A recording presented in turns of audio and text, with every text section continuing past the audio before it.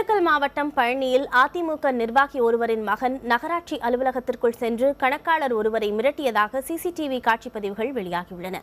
இந்த சம்பவம் தொடர்பாக பாதிக்கப்பட்டதாக கூறப்படும் நகராட்சி ஊழியர் பழனி காவல் நிலையத்தில் புகார் அளித்திருக்கிறார். பழனியை அடுத்த தொப்பம்பட்டியில் வசிக்கும் கிட்டுசாமி அதிமுக ஒன்றிய செயலாளராக பதவி வகித்து வருகிறார். இவரது மனைவி பழனியம்மாள் தொப்பப்பட்டி ஊராட்சி தலைவராக இருக்கிறார். இவர்களது மகன் சரவணன் என்பவர் அரசு ஒப்பந்தங்களை எடுத்து பணிகளை மேற்கொண்டு வருகிறார். பழனி நகராட்சியில் அரசு ஒப்பந்தங்கள் மூலம் 1.5 கோடி ரூபாய் அளவிற்கு சாலை அமைத்தல் உள்ளிட்ட பணிகளை சரவணன் செய்து முடித்திருப்பதாக கூறப்படுகிறது. இதற்கான நிதியை பெற பழனி நகராட்சி கணக்காளர் முத்துக்குமாரை சரவணன் அணுகியுள்ளார்.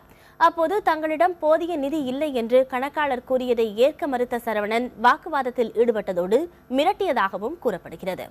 இது தொடர்பான சிசிடிவி காட்சிப்பதிவுகள் வெளியாகியுள்ளன.